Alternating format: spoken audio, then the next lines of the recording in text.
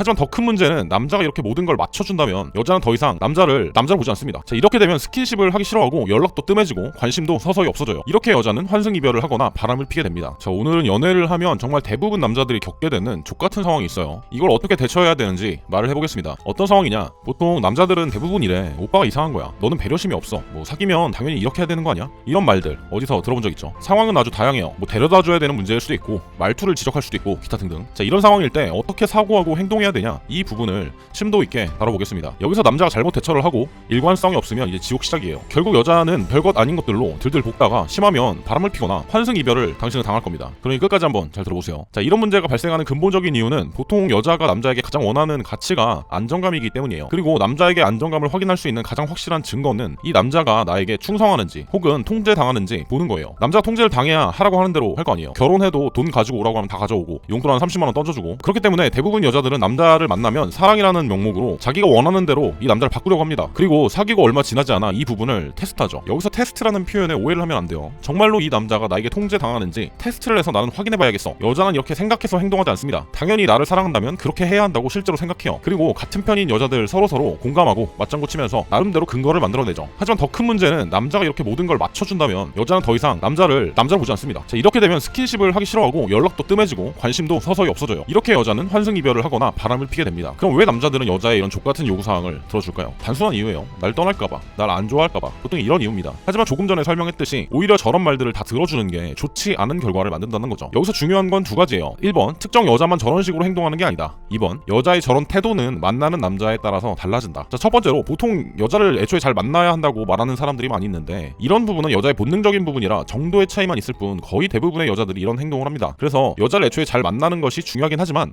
당첨 확률이 너무 떨어지죠. 따라서 이 같은 여자의 뇌구조를 파악하고 바꿀 수 있는 부분은 바꿔서 만드는 게 더 현명하고 쉬워요. 그리고 두 번째로 여자의 저런 태도는 만나는 남자에 의해서 엄청나게 달라진다는 거예요. 실제로 저도 여사친이나 가볍게 만나는 여자들한테 과거에 만났던 남자 이야기를 들어보면 정말 스윗하고 다정하게 대해주던 남자가 괜찮아서 만났는데 좋아하지는 않았다. 뭐 불쌍해서 한번 만나봤다. 솔직히 남자로 느껴지지 않더라. 다른 남자가 눈에 들어오더라. 이런 이야기를 정말 셀 수 없이 많이 들었습니다. 하지만 이렇게 말하는 여자가 오히려 저에게는 과거 남자들이 자기에게 했던 것과 같은 행동을 많이 했어요. 즉 남자가 어떤 식으로 행동하냐에 따라서 여자의 태도는 180도 바뀐다는 겁니다. 그럼 어떻게 여자를 대해야 될까요? 딱 두 가지가 진짜 중요해요. 이 두 가지는 절대로 여자를 만나면서 생각을 좀 해봐야 돼요. 자, 첫 번째, 여자에게 남자로 느껴져야 된다. 당연한 것 같지만 이걸 못해서 망하는 남자들이 대부분이에요. 자, 이런 문제를 여자들이 뭐라고 말하냐면 어디서 퍼왔어요. 읽어볼게요. 내 남친이 나한테 너무 헌신적이라 그렇게 사랑받고 있는 느낌이 드는 건 너무 좋은데 그거 외에는 딱히 이렇다 할 좋은 점을 찾지 못하겠어. 그러다 보니 내가 얘를 좋아서 만나고 있는 건지 잘 모르겠다. 더 정들기 전에 헤어져야 되나? 나도 그랬어. 애정 표현해도 그냥 걔가 하는 말의 대답 정도? 메아리 정도였지. 진심에서 우러나온 적이 한 번도 없었음. 얘도 좋은 게 있겠지 하고 만났는데 좋은 감정이 일주일치 안 감. 약속을 잡았는데 굳이 만나는 게 불필요하게 느껴지고 뭐 이런 생각? 그냥 끌리지가 않았어. 작년에 나도 같은 상황이었어.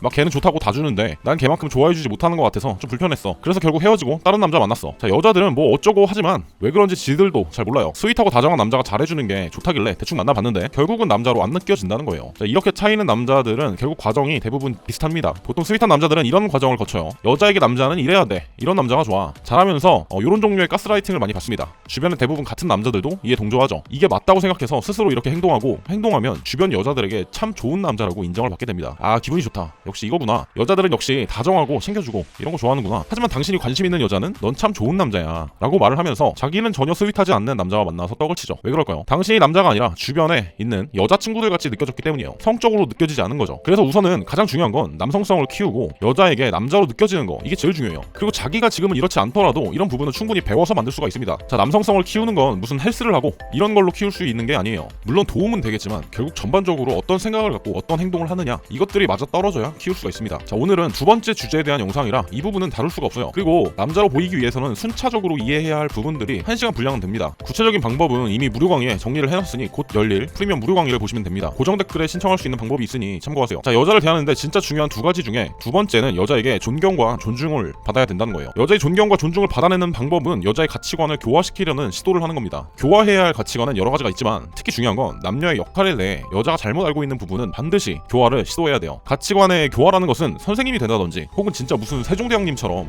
위인을 존경하는 느낌은 아니에요. 이렇게 될 수도 없고요. 그런데 만약에 이것이 되지 않으면 반대로 여자가 당신의 가치관을 교화시키기 위해 여러 가지 시도를 할 겁니다. 초반에 예를 들었지만 보통 남자들은 대부분 이래. 오빠가 이상한 거야. 오빠는 배려심이 없어.